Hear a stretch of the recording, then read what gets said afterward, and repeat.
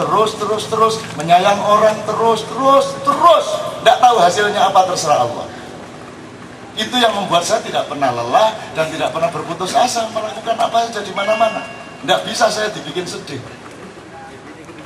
Ini Pak D mau bikin saya sedih, tapi saya tunda sedihnya karena saya masih harus menangani tahlilan di banyak tempat, harus gilir ini itu masih banyak, semua maintenance-nya kita tangani, istri saya yang menangani. Kalau itu sudah beres, baru saya akan duduk, saya akan rasakan kesedihan saya ditinggal oleh Pak D. Sementara semua teman-teman sudah hancur semua, ada Pak yang namanya Nur PKI Kiai Haji Toto Raharjo. Itu nangis habis-habisan, merah matanya. Baru kali ini Kiai Nur PKI nangis. Saya senang sekali dengan gelar Kiai Nur PKI itu. Nah dia kan bilang masuk aku ini Nur ala Nur ya gak cocok. Aku ini cocoknya Nur PKI ya wis lah. Dia punya panggilan Gus, itu pun dipilih Gus Dop, maksudnya dobol. Kan bagus orang merendahkan dirinya seperti itu. Istri saya nangis terus sampai siang, masih sedih, masih nangis. Saya bilang saya tunda. Mereka semua kan tahu saya sahabatnya Pak D 43 tahun. Dia paling dekat sama saya. Nomor 2 Masuki. Mudah-mudahan malam harian. Yang paling lama sama saya. Sama Pak D saya itu sudah sejak tahun 1968. Itu sudah bersama-sama kemana-mana main bola. Satu tim. Dia di MAS, saya HW, dan seterusnya. Saya yang paling sedih. 3 jam sebelumnya saya bilang, Pak D, tolong ada ular di sini nih, tolong ambil ular saya di punggung sebelah kanan. Diambil sama Pak D ularnya, set. Ada fotonya. 3 jam kemudian dia nilap saya. Saya yang paling sedih, tapi saya tunda kesedihan saya. Nanti kalau sudah beres semua upacaranya, maintenance, tahlilan apa semua, baru saya akan merasakan kesedihan, dan kesedihan saya akan saya sulap menjadi ilmu, saya sulap menjadi hikmah, saya sulap menjadi revolusi diri, saya sulap menjadi kesadaran baru, saya sulap menjadi optimisme melihat ke depan. Nah, begitu.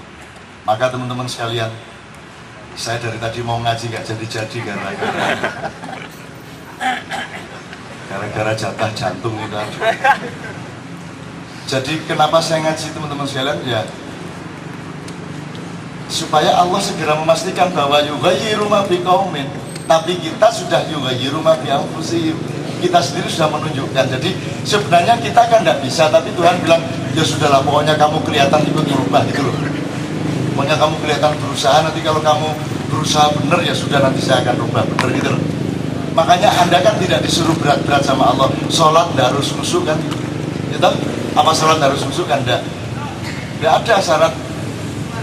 Tidak ada syarat sholat khusyuk. Jadi Anda sholat Allahu Akbar tapi tidak ngerti Allahu Akbar ya tidak apa-apa. Allahu Akbar eling Akbar Tanjung ya tidak apa-apa. Tidak ada masalah.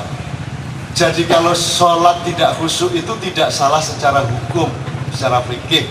Cuman kebangetan secara akhlak. Ya mosok kamu sholat tapi tidak berhadapan sama Allah kan itu. Jadi itu himbauan moral, bukan pasal hukum. Kalau pasal hukumnya tidak apa-apa. Makanya jangan jadi negara hukum. Jangan pernah sebuah negara menjadi negara hukum. Harus kalau bisa menjadi negara akhlak atau negara moral. Kalau negara hukum itu ada orang mati Anda lewatin tidak ada masalah kok. Ada orang kecelakaan Anda tidak tolong tidak ada masalah menurut hukum. Ada orang lapar tidak Anda kasih makan tidak ada masalah menurut hukum. Negara yang salah kalau tidak ngasih makan orang lapar kan begitu. Tapi kalau Anda tidak ada masalah, tidak ada pasal hukumnya. Maka kalau negara hukum itu enggak, ya rendah. Hukum itu hanya jalan kalau ada aparat dan ada, ya kayak orang Madura di jalanan merah di serobot terus polisi tiba-tiba keluar dari balik tiang. Karena itu memang tipologi polisi Indonesia kan, mereka rendah hati dan tidak ingin menampakkan diri. Jadi selalu sembunyi di balik pohon. Begitu ada orang-orang melanggar terpaksa dia menampakkan diri. Kamu melanggar lampu merah. Gak tahu apa kamu? Ya tahu Pak, saya kalau salah. Cuma saya tidak tahu kalau sampai di situ. Ini sudah sering saya ceritakan sama Anda. Tapi itu juga tipe orang Indonesia. polisinya menjalankan hukum juga bukan karena hukum toh. Si Maduranya ini berhenti tidak melanggar hukum juga bukan karena kesadaran hukum, tapi karena ada polisi toh. Kan begitu. Terus dia cari alasan-alasan, setelah polisinya dibayarin 20.000 dia melanggar lagi, terus lagi polisinya bukan menjalankan hukum, dia cuma cari 20.000 Pak. Akhirnya tukang becak terus melenggang, mobil dari sini gitu. Goblok, tukang becak wis lampu abang kayak gini terus saya repot iki sing teko kene. Kata si pengendara mobil, dasar tukang becak goblok. Tukang becak Indonesia tidak menderita hanya oleh dituduh goblok. Dia bilang kalau udah goblok udah becak. Lo coba mana di dunia ada metode budaya seperti ini? Secara Madura digoblokkan itu kan sakit luar biasa. Mereka enggak, ya kalau udah goblok tak becak. Kalau udah goblok menteri saya Mas, dosen saya. Lah jelas goblok ya. Marquesot sudah sering saya ceritain, Marquesot berobat ke rumah sakit, pulang gitu saja. Pak belum bayar. Terus saja, akhirnya lapor satpam. Satpam tuh kijatuh belum bayar tuh orang. Pak belum bayar. Bayar apa? Lu sampean kan berobat. Lah iya, masuk di sini tidak berobat, masuk di sini nambal ban. Dari rumah sakit ya berobat, tetapi harus bayar. Lu bayar lah yang punya uang. Kalau tidak punya duit masuk bayar. Kan bayar pakai duit toh? Iya betul dari satu. Lah saya tidak punya, masa bayar lagi apa saya?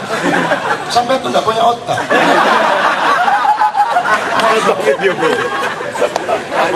Kan makan pakai tangan, pakai sendok. Kalau tidak ada sendok, tidak ada tangan, nggak bisa makan. Itu bayar pakai uang lah, tidak ada uang kok disuruh bayar. Yang bodoh yang nyuruh.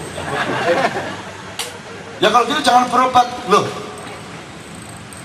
Lah kalau sakit kan harus berobat, ya jangan ke sini. Loh ya masuk kantor polisi bro. Rumah sakit pokoknya kalah lah, satpam kalah. Anjir sampai tenang-tenang menunggu kan akhirnya oh jatuh gendeng aja.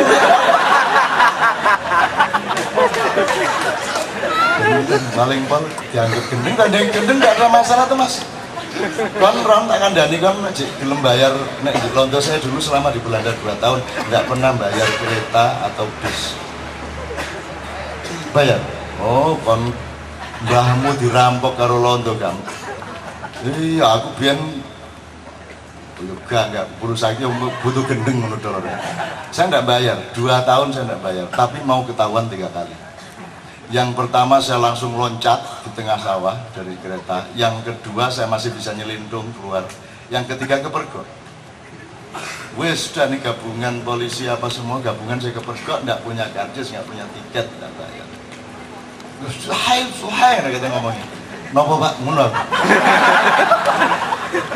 Enggak begini, ngomong apa saja. Lah enggak paham bener saya. Aku udah ngerti cara Londo. Akhirnya dia